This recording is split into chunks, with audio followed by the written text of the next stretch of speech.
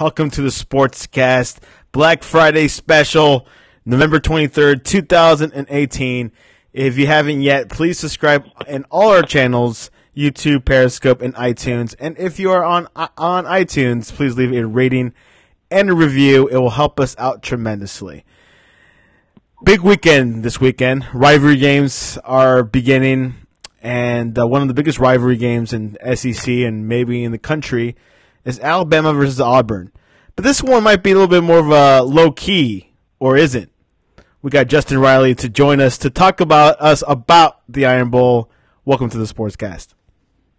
Man, great to be here and great to be a part of the inaugural Black Friday special edition of this podcast.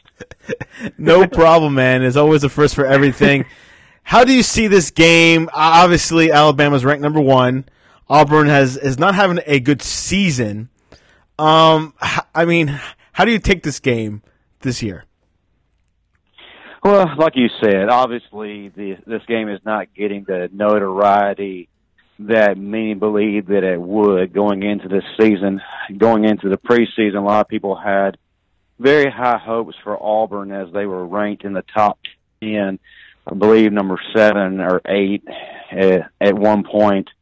And we're expected to do a lot of things, and it was setting up for what may have been an epic showdown for the SEC West at the end of the football season. However, Auburn's season took a turn dramatically downward, and they have not been producing the way that many expected them to produce.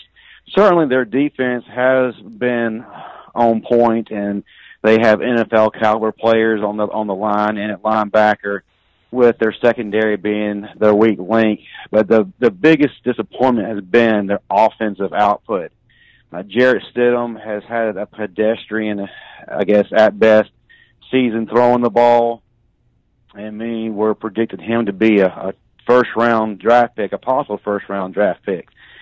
And as some people predicted that they were going to have a little bit of a problem with a young offensive line, and it was very true. It did come to pass as that. And the backfield was really inexperienced as well. Definitely were not putting up the numbers that Auburn saw last year with Kerryon Johnson and I believe Petway. And then the receiving core just really hadn't got off to the great start that they were expecting either. So it's just been a really down year for Auburn. Matter of fact, a lot of the Auburn faithful right now are getting a little frustrated and perhaps even calling for Gus Malzahn's job. However, this is still one of the bigger rivalries in college football, regardless whether or not it has playoff implications.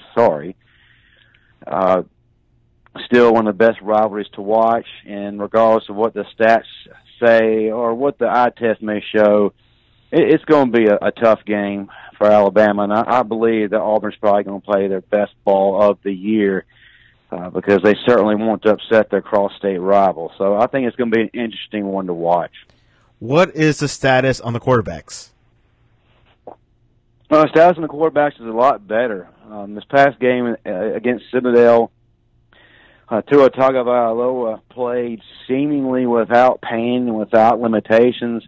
There were several times where he actually did run the ball, which made a lot of us very nervous. Matter of fact, whenever he runs the ball, I think the Alabama Nation will go into immediate prayer service. But he didn't have a brace on. That was a great sign, showing that perhaps maybe he got a little bit better and was able to maybe work through some things and get better. So he did look great. Looked like he was more on target with his throws, a little bit more crisp. But the biggest thing is the return of Jalen Hurts. I've mentioned in previous podcasts that reports had come out of Birmingham that there might be a possibility that Jalen Hurts did not return in the regular season, perhaps probably due to not knowing the true severity of his injury. However, Jalen did come back, and he did play very well. Matter of fact, he threw a touchdown pass in the game. He looked like he was the Jalen of old. However, I really can't say that because Jalen really didn't run the ball. He was pretty much throwing. So we really don't know how strong that leg is where he had that high ankle injury. So I guess that will remain to be seen, and we'll see what happens with that. But it's great to have Jalen Hurts back in the fold. Definitely makes us feel a lot better if, God forbid, something does happen to Tagovailoa. Do you think Jalen Hurts might see some game time this weekend, or you think it's too premature? Well, I think that you will see Jalen Hurts. Well, as to how much, it may determine on just how healthy he is. But I do think that Saban will put together some packages for us to see Jalen come in and not just run away, but I think we'll see a little bit of Jalen thrown in before that. And also, I think, too, we'll see him a little bit, to kind of give Tua a little bit of a breather just because of the knee situation. Will we see the running back Damien Harris back this weekend? Of course, he had a concussion not too long ago. He did have that concussion. Matter of fact, that hit or that takedown was pretty brutal. His head got slammed pretty hard onto the turf. But the good thing is he has clear concussion protocol, and he will be able to go in this game. Just how strong he'll be, we don't know. So we may see a huge dose of Najee Harris and Josh Jacobs. But he will be back. But on the other side of the ball, the question still remains is Deontay Thompson going to be able to go? He sustained a seemingly painful knee injury against Citadel. One of the Citadel offensive players took a shot at his knee, and he had to come off the field, and he was quite angry and in intense pain. So I hadn't really heard any reports as to how his health is going to be. Another question mark is we have two of our starting offensive linemen who are listed day-to-day, and that's Alex Leatherwood with an ankle and Deontay Brown with a turf toe. Saban said they're day-to-day, but more than likely we'll see action in the Iron Bowl. But that's a very, very important factor for our offense in this game. How good is Auburn's defense? Auburn's defense is actually really good. They have up front what looks like to be a future NFL roster. They're led by Derek Brown, Deshaun Davis, Darrell Williams, and Dontavius Russell. They are only allowing 16.6 points per game, and so that's not too bad at all. They're one of the better defenses in the SEC. The only reason why their stats aren't quite as good as one would like is because they've had to spend a lot of time on the field just due to the inept production of the offense. But they're a really, really good team up front, like I said. But their secondary is the weaker link. So Alabama had to find success starting out through the air in order to wear down this defense and cause them to back up so that we can open up some things in the running game. This is the game right before the SEC Championship, Georgia. Big weekend for Alabama, of course, no matter how weak you think Auburn is. And you can catch that game 3:30 p.m. Eastern on CBS. Let's look at Wednesday's night game. I believe it was Wednesday. No, on Thursday, yesterday. Mississippi State defeating Ole Miss 25-3. What were your thoughts? I mean, sorry, not 25. 35. Scored 10 points. It was 35. Yeah. Well, going into the game, a lot of us felt that Mississippi State had the much better team and that they would seemingly run away with the game. But then, again, just like with the Iron Bowl, the Egg Bowl is a pretty intense, heated rivalry. And more often than not, the team that's supposed to win often does not. So, but the biggest thing against Ole Miss is their lack of defense. I mean, it's been pretty crazy to see as the season has progressed. There has been no progression for their defense, which usually when teams are very young and inexperienced and are having problems, usually by mid-season, you'll see improvement, you'll see growth, and you'll see maturation. But that has not been the case for the Rebels defense. They've been just atrocious for the majority of the season. Even though their offense has been one of the better offenses to watch in the SEC, with Jordan Ta'amu, I believe now has thrown over 4,000 yards. It kind of takes away from everything when that defense can't stop anyone. But the biggest concern was would Mississippi State be able to stop that offense I was talking about? And they did. They got to Ta'amu quite early. Matter of fact, Ta'amu had to leave the game due to injury, and backup Corral had to come in. And after that point, Mississippi State just imposed their will against Ole Miss. I guess one of the more exciting things the other night was the all-out brawl that ensued between both teams, and every single player was penalized by the referee. I don't think I've ever seen that before in a college football game or any sport, for that matter. It was kind of funny. Yeah, exactly. But Mississippi State did what they were supposed to do, exacting revenge after last year's loss in Starkville, and now they're going to be looking forward to the off season. Yeah, there's not much that could happen for Mississippi State. They're ranked 18th in the college football playoffs rankings. And let's switch to the NFL. Your boy Amari Cooper had 180 yards for the Cowboys in their win against the Redskins, 31-23. Is Amari the old Amari again? I would say so. And Amari had a lot of doubters when that trade was taking place. A lot of people felt that his time was over. And matter of fact, a lot of the analysts and experts were saying that he was a bust. But I thought that was very harsh just because of the situation going on in Oakland. Oakland is just a complete and total shipwreck. Maybe even worse than a shipwreck. It's just absolutely awful. So I felt that situation there really was preventing Amari from playing at his fullest potential. And, of course, I mean, anybody would playing in a situation like that. And I felt when coming to Dallas that you'd see a return to old form. And it looks like my prediction has been true. Each game, Amari has gotten better, and he's actually added another dimension to the offense for the Cowboys that just, quite frankly, has not been there. And also has helped spark Dak Prescott's performance. A lot of people were down in Dak Prescott and were blaming him for the offensive woes. But, I disagree with that completely just because of the fact is that he had no weapons. He has no receiving threat there. And now he does with Amari. So you're starting to see things get a little bit better. And because they had that extra option with Amari, now Zeke is having much better production too because that pressure's coming off of him. So now defenses not only have to key on Zeke, but they're keying on Amari too. So it's causing them to back off a little bit and allowing Zeke to have more opportunities to do bigger things.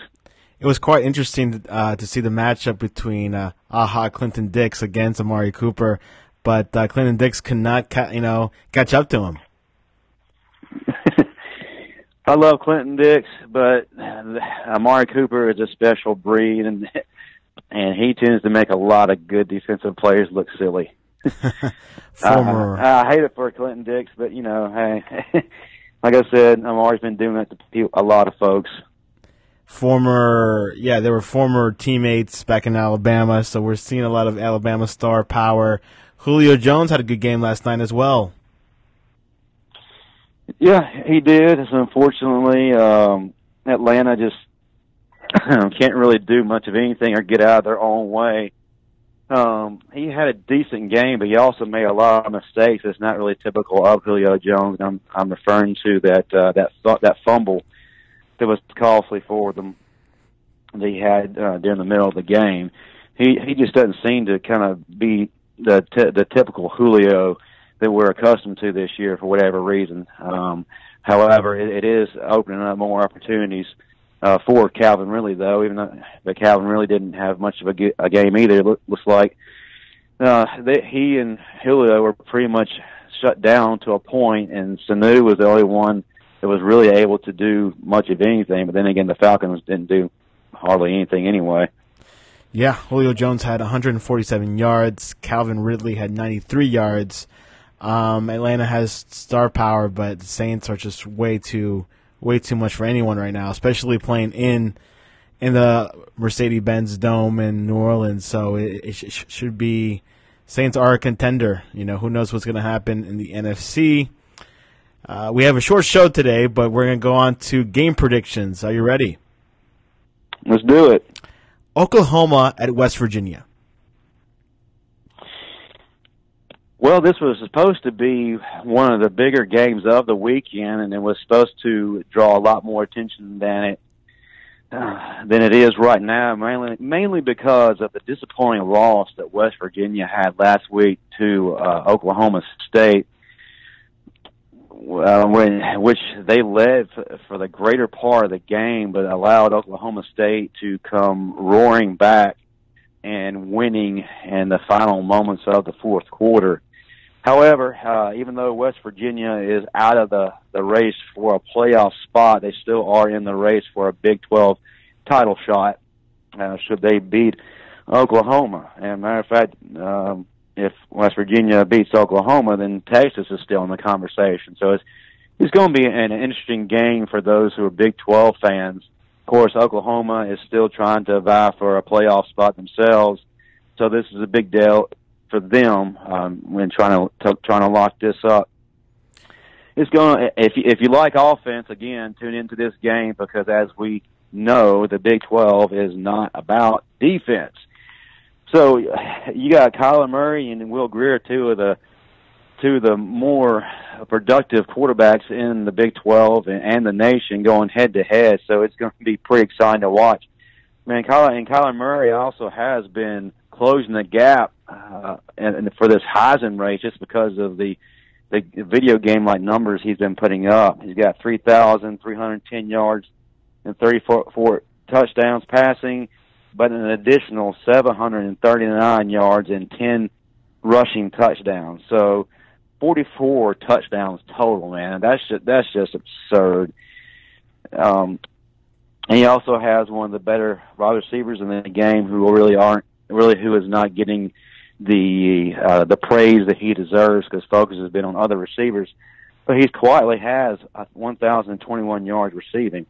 This should be a pretty exciting game to watch. However, in the end, I'm sure Oklahoma is going to find some way to make this a game, because their defense is just really unenthused week after week. As a matter of fact, they gave up 40 points to Kansas last week, so I don't see any reason why they don't do the same to West Virginia. However, West Virginia has had their opportunity to prove to us that they're ready for prime time, but they're not.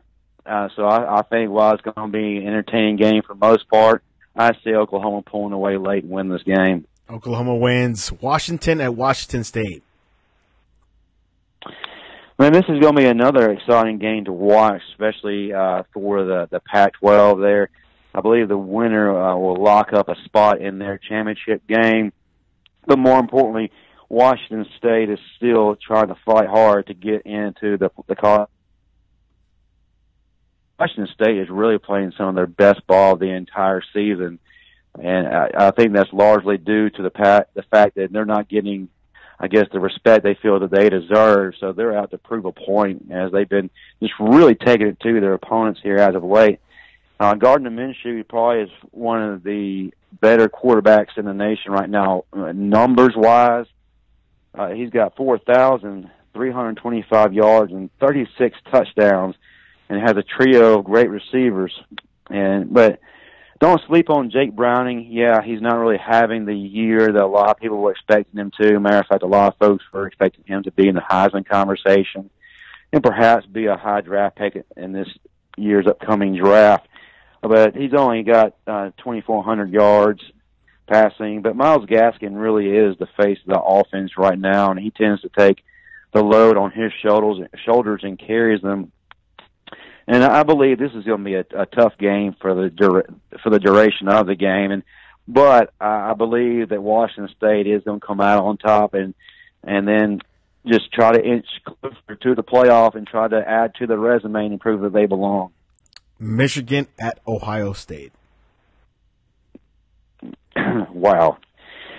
The game of the weekend. This is the defining game for Jim Harbaugh and the Michigan program. Are they finally going to be able to get that monkey off their back that is Ohio State? Are they finally going to be able to ascend to elite status? These are big questions that we're going to have answered here. The eye test says Michigan beats them convincingly, but as we know, this is a big rivalry game here. So you really can't go by eye test. You really can't go by stats and paper and stuff like that because you just got to throw it all out. You got to throw it all out. My only concern is which Ohio State team is going to show up. Because here, ever since that loss suffered to Purdue, they just have been playing week after week like they really don't want to be in the game. And it's like they do just enough because they feel that they can to get by. I mean, they had a scare against Maryland, and it shouldn't have even been a scare. They should have beaten them soundly. But like I said, they're just playing unenthused right now. So is that team going to show up defensively for Ohio State against Michigan, or are they going to play to their capability?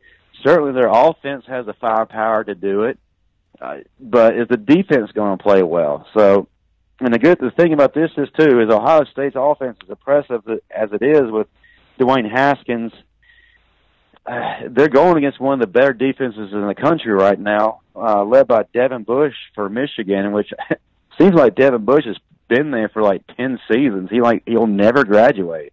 It's going to be interesting to watch. For Michigan, not a really flashy offense. Kind of resembles like an old ground and pound style of football we saw in the 80s and 90s. Shea Patterson's not really putting up gaudy numbers this year, but he's a very valuable part of that offense and has been getting better each game. Karan Higdon really is the workhorse and the star of that offense. Leads their rushing attack with 1,106 yards and 10 touchdowns.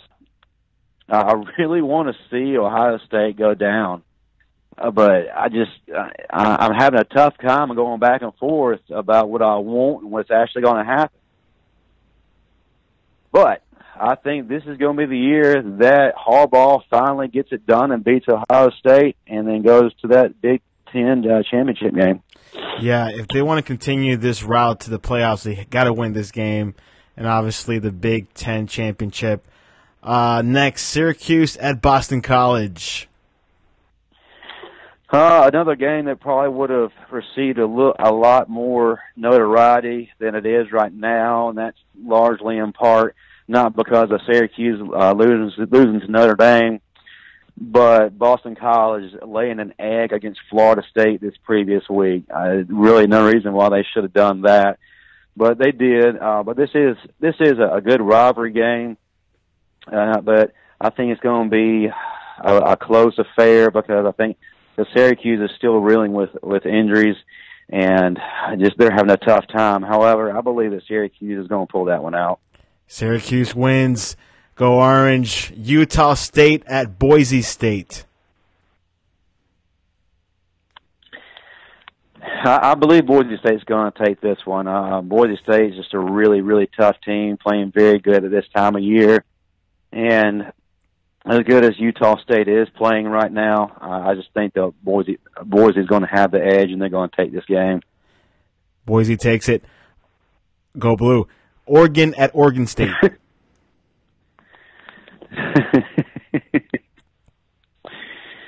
Well, maybe if this was an SEC game, I might care. You're first. This is an in-state rivalry. I'm just picking. Had to take a shot at Ty since he's been taking a shot at my Crimson Tide and don't want to hear anything else about them. It's tough to be a Bama fan these days. It is. It is. I understand the Bama fatigue right now. If you're not an Alabama fan, everybody is just really wanting to see the dynasty end. Much like in the NFL, those of us who aren't Patriots fans are really tired of the Patriots and want them to be done. I can definitely vouch for that, because being a Baltimore fan, I'm ready to see them done, and I'm ready to see us back to where we should be. But anyway, we're getting off the point. You're going to do a rant. But this game, it's one of the better rivalries as well. Always interesting to watch. Oregon just really hasn't been playing it as well as they should lately, but I do think that they're going to show up and show out against the lesser talented Oregon State, who just can't seem to quite get it together yet. They're the worst team in the Pac-12. I've heard. Well, yeah, there's a reason that they've drawn that. But I think that Oregon will win this game, but I think it'll be closer than it probably should be. Florida at FSU. Man, that's going to be a dangerous game to watch. Florida State's been playing inspired here as of late. Not sure why they wait to the very end of the season to actually do something, but nonetheless, here we are. Florida State actually is in danger of seeing their bowl streak come to an end. If they lose this game, they will be out of the bowl picture for the first time, I believe, since 1982. So that's kind of a big deal, and this game really will mean a lot for that regime in Florida State going into next season. I think it's going to be a tough contest. I think Florida is definitely the better team, but I think Florida is going to find some way to struggle offensively, just because that's what they're tending to do. And I'm still not on the Felipe Franks bandwagon. He needs to go on. He needs to switch to be a tight end or something, because he's not a quarterback. So I think that Florida State's going to give them fits, and they're going to take it to the wire. But I think Florida's going to edge them out at the end. The Gators win rivalry weekend. And Auburn at Alabama. Auburn and Alabama. It's going to be a tough game. A lot of people aren't giving Auburn much of a chance, but if you recall back in the 2009 edition of this rivalry where Alabama was undefeated rolling towards their national championship that year, they had a tough time with Auburn. Auburn jumped out to a 21-0 lead, and Alabama had to play catch-up for the majority of the game with that final touchdown coming in the last few seconds of the game. And I think it's going to be a tough game to watch. I think that Auburn's going to come out fired up and ready to go, and Alabama's just going to have to wear them down. I believe that they're going to have to, like I said earlier, get majority of their impact done through the air first before anything opens up in that running game. And as long as Alabama doesn't do anything costly to beat themselves, I believe that they're going to be in great position to win this game and win it convincingly, but late in the game. How many minutes do you think Tua Tagovailoa will be playing? I think he's going to be playing for the majority of the game. I think he'll probably play until the fourth quarter, if not later. And then once Alabama pulls away, we'll see him sit down. And before we end the show, one of the comments says that he can deadlift 305 pounds. Who's that? Some guy named Lovelight. Who is it that? But who is it that's deadlifting 305 pounds? Himself. Oh, he is? Yeah. Oh, I thought he was talking about Tagovailoa. Oh no, I don't know if Tua can do that now. Well, I definitely wouldn't attempt it with that knee issue, but yeah, that's pretty good weight. That's keep driving and keep pushing, and work hard and make those numbers go up. But that's really good, really impressive. It is impressive, like this Black Friday special. Big weekend ahead of us. Couple rivalry games, Florida, Alabama. We just had Mississippi last night. So, Justin, how can people reach you to talk about the Iron Bowl? Well, you can email me first, 121training. That's the number 12, 1 spelled out, training @gmail.com. You can also find me on Facebook, /121training. If you really want to talk with me, find me on social media @121training on both Twitter and Instagram. I should be available to comment live on Twitter during the game. That's where I tend to typically be, making comments throughout the duration of the game, and hopefully I'll behave myself too. And give us a score for this Saturday. Let's see. I believe Alabama will win 31-17. 31-17. That's probably the closest game they will have this season if that score happens. Justin Riley, thank you very much for coming on to the Sportscast. Glad to be here, man, especially for the Black Friday edition. Thank you. But anyway, have a great weekend and roll Tide.